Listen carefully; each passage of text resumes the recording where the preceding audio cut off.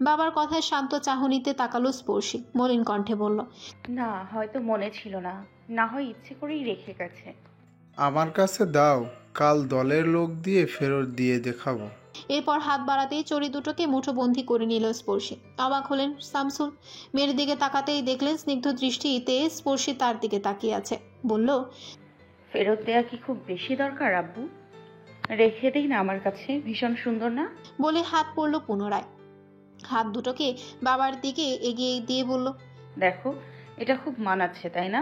গম্ভীর হয়ে গেলেন শামসুল। রাগত দৃষ্টিতে অন্যদিকে তাকালেন। বললেন, তুমি আমার কাছে এইসব তামাশা করার জন্য এসেছো? উদ্দেশ্য এটা থাকলে এখনই চলে যাও, আমি বিশ্রাম নেব। তামাশাটুকু পরিপূর্ণ করি। মাত্র তো শুরু করলাম, শেষ অবধি বলি। বেশিক্ষণ লাগবে না, মাত্র 5 মিনিট বলবো। উত্তর দিল না শামসুল। তার সন্দেহ প্রবল গতিতে বাড়ছে। মেয়ের দিকে তাকাচ্ছেন না পর্যন্ত, অন্যদিকে তাকিয়ে নাক ফুলিয়ে বসে রইলেন। স্পর্শী বিছানায় হেলান দিয়ে বসলো। এরপর বাবার দৃষ্টি ধরে নিজেও ব্যালকনির দিকে তাকালেন। দরজা বন্ধ থাকলেও জানালা খোলা, সেখান থেকে স্পষ্ট চাঁদ দেখা যাচ্ছে। সেদিকে তাকিয়ে মলিন কণ্ঠে বলল, আব্বু জানো, সেই ছোটবেলা থেকে প্রতিটা ক্ষণে প্রতিটা কাজে তোমাকে মিস করতাম। টিউশনি থেকে যখন লোকাল বাসে রাত 10টার পর ক্লান্ত হয়ে ফিরতাম, তখন কখনো সিটে মাথা হেলিয়ে অথবা পাইপ ধরে দাঁড়িয়ে দাঁড়িয়ে ভাবতাম, ইস, আমার যদি বাবা থাকতো তাহলে আমি রাজকন্যার মতো থাকতাম। নিজে থেকে এত কষ্ট করে উপার্জন করার কোনো প্রয়োজনই পড়তো না। সারাক্ষণ বসে বসে রাজকন্যার মতো বাস করতাম আর পড়তাম, ব্যাস, আর কিচ্ছু না। কিন্তু বাস্তবতা কি জানো, আমি তোমাকে পাওয়ার পর যেন স্বাধীনতা হারিয়ে ফেলছি। কি একটা দমবন্ধকর পরিস্থিতি দেখো। আমি সাভারে থাকতে যা ইচ্ছে হতো তাই করতাম, কিন্তু এখানে বসে পারছি না। তোমার মুখের দিকে তাকালে আমি সেটা পারি না। আমার করুণা হয়, আমার কষ্ট হয়। বারবার মনে হয় গত 19 বছর ধরে একাকী কষ্টে থাকা বাবাটাকে কিভাবে আবার আহত করব, কিভাবে। আর সে পালিয়ে যাওয়ার পর ওই যে করুণ চেহারাটা, ওটা বারবার চোখের সামনে ভেসে ওঠে। আমি চাইলেও পারি না নিজের খুশি মতো কাজ করতে। কেন জানো? ওই যে টান, ওই যে মায়া, ওটা প্রখরভাবে আমার মাঝে মিশে আছে। কিন্তু আসল কথাটা জানো তো আব্বু, আমার তোমার জন্য মায়া হলেও তোমার মনে হয় আমার জন্য করুণাও হয় না। তা না হলে অন্ততপক্ষে একবার হলেও আমার সিদ্ধান্ত জানতে চাইতে। একটা মজার ব্যাপার দেখেছো? আমজাদ শিকদার তার ছেলের জন্য, আলতাফ শিকদার তার ভাতিজার জন্য নিজের আত্মসম্মানকে ভাসিয়ে দিয়ে সর্দার বাড়িতে উপস্থিত হয়েছে নির্লজ্জের মতো। এমনও না যে তাদের ছেলের জন্য আর কোনো মেয়ে পাবে না বা তাদের ছেলে খারাপ। শুধুমাত্র ছেলের পছন্দকে প্রাধান্য দিয়ে যুগের পর যুগ ধরে চলা রাজনৈতিক শত্রুতাকে ভুলে চেঁচে এসেছে প্রস্তাব নিয়ে। কত অপমান সয়েছে ভাবতে পারছো? সিদ্ধান্ত আদৌ প্রয়োজন কি না সেটা নিয়ে ভাবো উনি পর্যন্ত। কতটা বিচিত্র ভালোবাসা দেখো, ব্যক্তিভেদে বুঝি বাবাদের ভালোবাসাও বিচিত্র হয়। শামসুল সর্দার নীরব হয়ে তাকিয়ে রইলেন জানালার দিকে। স্পর্শী কোনো উত্তর পেল না। মলিন হেসে আবার বাবার মুখ পানে তাকালো। কৌতূহল নিয়ে কাতর কণ্ঠে জিজ্ঞেস করলো, আপু, আমি যদি তোমার সিদ্ধান্তের বাইরে গিয়ে পরশ শিকদারকে বিয়ে করি, তাহলে কি তুমি খুব বেশি কষ্ট পাবে? আমার সাথে কি আর কখনো কথা বলবে না? মায়ের সাথেও কি সম্পর্ক নষ্ট করে দেবে? আবারও কি সেই গত 19 বছরের শামসুল সর্দারের রূপ নেবে? এখন যখন মানুষ জানতই না শামসুল সর্দারের ছেলের সাথে সাথে আরও দুটো মেয়েও আছে। শামসুল এবারেও নীরব, শক্ত চোখে তাকিয়ে রইল জানালার দিকে। স্পর্শী বেশ কিছুক্ষণ মুখ পানে তাকিয়ে রইল উত্তরের আশায়, কিন্তু এ পর্যায়েও ব্যর্থ হলো। আলগোছে পা গুছিয়ে বিছানা থেকে নামলো। এরপর রুম ত্যাগ করার প্রয়াস করে 2 কদম পিছিয়েও আবারও থামলো। পিছু ফিরে শান্ত কণ্ঠে বলল, ঠিক আছে, তুমি সারা রাত ভেবে আমাকে কাল সকালে উত্তর জানিও। আসলে আমি তো কারোর কাছ থেকে কখনো কিছু আশা করে বসে থাকিনি। যেহেতু তুমি একটু বেশি স্পেশাল, তাই আশা করে বসে থাকতেও পারি। দেখা গেল বিয়ের পর ভাবলাম যে 2-4 মাস গেলে বাবা এমনিতেও তার স্পর্শিয়ার সাথে কথা না বলে থাকতে পারবে না। কিন্তু বাস্তবে দেখলাম তুমি কথা বললে না। তখন একটু বেশি হতাশ হব কিনা তাই তাই বলছিলাম, আগে ভাগে জানিয়ে দিলে এই আশাটা আর করতাম না। আসছি। বসন্তের মাঝামাঝি। সময়টা তখন ভোর। সূর্যি মামা প্রকাশ পেয়েছে বেশিক্ষণ হয়নি। গাছে গাছে নতুন সতেজ স্বচ্ছ পাতা জন্মানো প্রকৃতিটা সদ্য উদয় হওয়া সূর্যের আলোয় চমৎকার দেখাচ্ছে। এমনই এক চমৎকার সকালে চমৎকার একটা ঘটনা ঘটল। গেটের দারোয়ান হতবাক হয়ে তাকিয়ে রইল মেইন রোডের সাইডে করা গাড়িটার দিকে। এরপর হতভম্ব হয়ে পেছনের দিকে ছুটল। সদর দরজার সামনে আসতেই চিৎকার করে ডাকল। আমজাদ শিকদার মাত্রই কফির মগে চুমুক দিয়েছিল। এরই মধ্যে দারোয়ানের আওয়াজ কানে আসতেই সেটাকে টেবিলের ওপর রেখে দিল। ত্রস্ত পায়ে সামনের দিকে এগিয়ে গেল। পিয়াসাও ভেতরে আর দাঁড়ালো না, কথা শোনার জন্য নিজেও সামনে এগিয়ে গেল।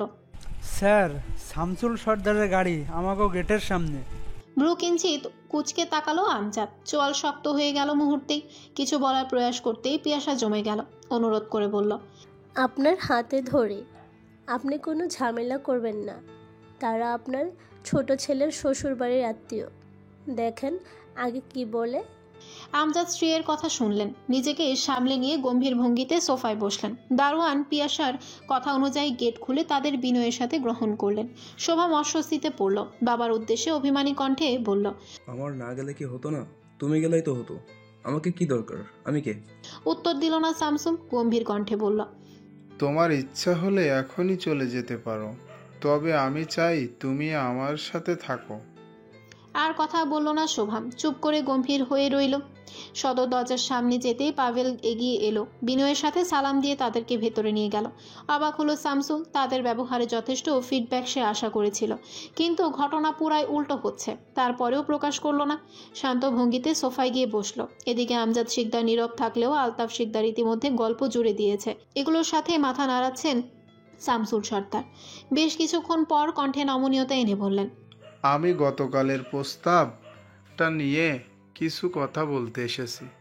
হ্যাঁ হ্যাঁ বলুন ভাইজান, আমরা আপনার উত্তরের অপেক্ষাই করছিলাম। যদিও হুট করে রেগে গিয়েছিলে, তবে সেটা মনে রাখিনি। এরকম হওয়াটাই স্বাভাবিক। উত্তর দিলেন না শামসুল। আলতাফ শিকদারের কথা শুনে মাথা নিচু করলো। ধীরে ধীরে অস্বস্তি বাড়ছে তার। কণ্ঠে স্নিগ্ধতা এনে বলল, আমি বিষয়টা নিয়ে ভেবেছি, মেয়ের সাথে কথাও বলেছি।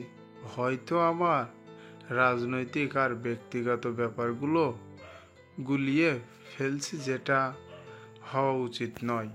এ পর্যায়ে কথা বলে উঠলেন আলতাফ। বললেন, তা মেয়ে কি বলল? আপনাদের মত কি? এই মুহূর্তে মত দেওয়া সম্ভব না। আমি পরশের সাথে কথা বলতে চাইছি, তার সাথে কথা না বলে মত দিতে পারছি না। শ্বশুরকে সোফায় এনে বসিয়ে সোজা দোতলায় ছুটেছে পাভেল। এবারে আর পূর্বের মতো ভুল করলো না।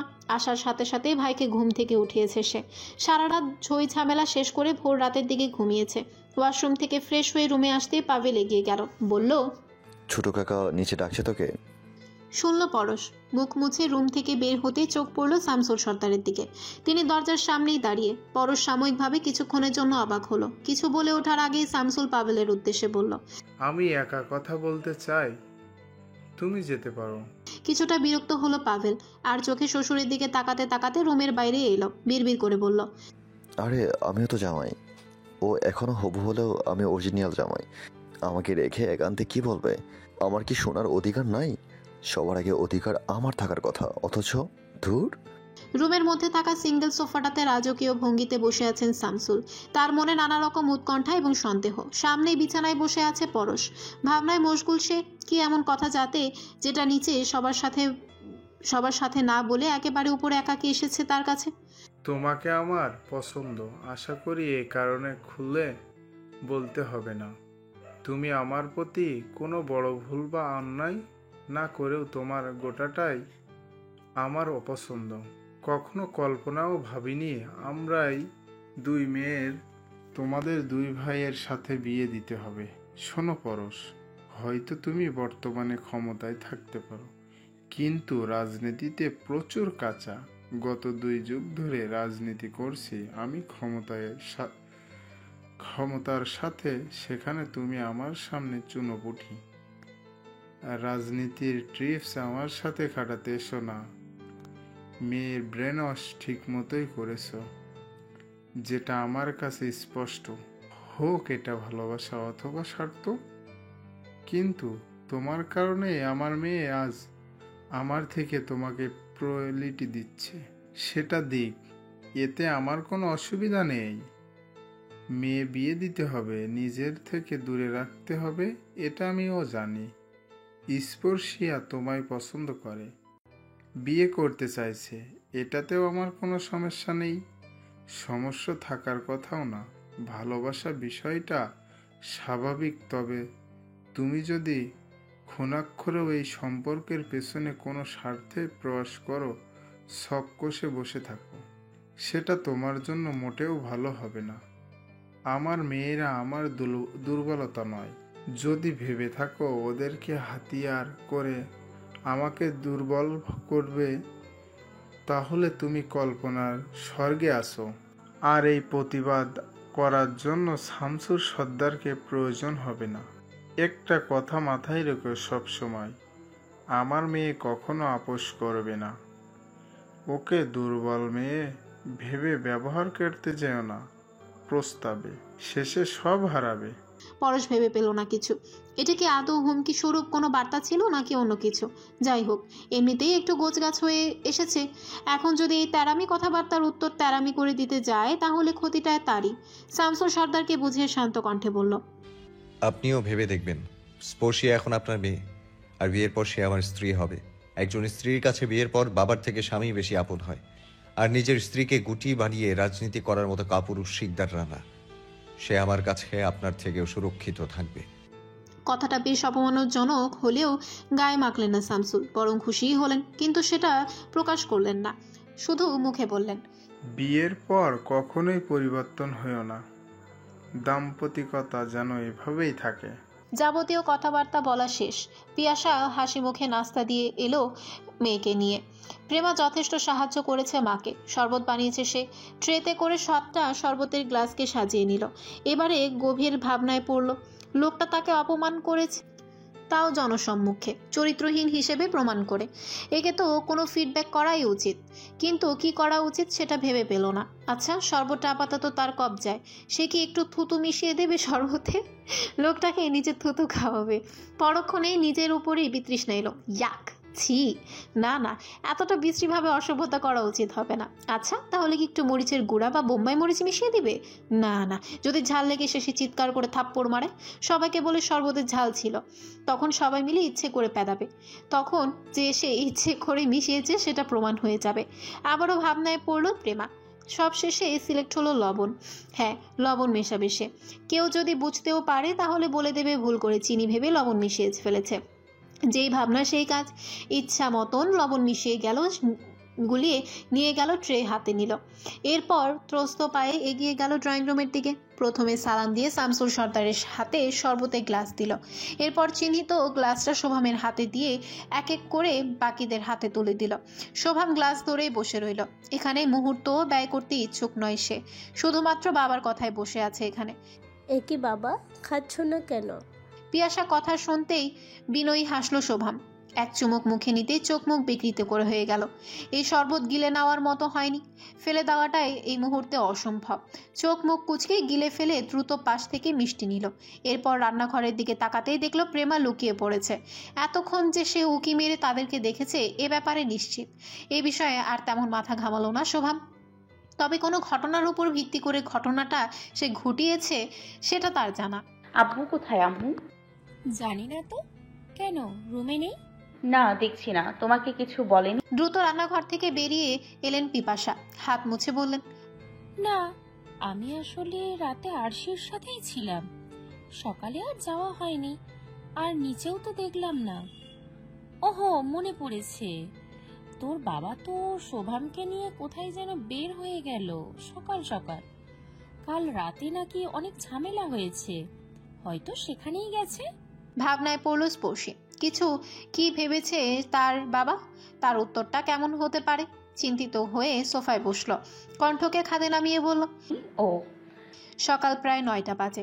আজকে অনেক বেশি ঘুমিয়েছে স্পর্শী, হয়তো সারা রাত জেগে থাকার ফলে। এখনও নাস্তা করা হয়নি। ত্রস্ত পায়ে ডাইনিংয়ে এসে বসলো। হুট করে সদর দরজা দিয়ে কারো ঢোকার আওয়াজ এলো। ঘাড় ঘুরিয়ে সেদিকে তাকাতেই দাঁড়িয়ে পড়ল। বাবা এসেছেন। পেছনে শোভাবো, তাদের মুখশ্রী গুরু গম্ভীর, দুজনেই নিশ্চুপ। কোনো প্রকার কথা না বলে ত্রস্ত পায়ে উঠে গেল দোতলায়। হতাশ হলো স্পর্শী। হয়তো তাদের মেজাজ এখনো বিগড়ানো। এই মুহূর্তে উত্তর চাওয়াটা বোকামি হবে। নাস্তা নিয়ে টেবিলে বসতেই মিনিট খানেকের মধ্যে বাবা এবং ভাই এলো। ডাইনিংয়ে বসতে বসতে হাঁপ ছেড়ে বলল,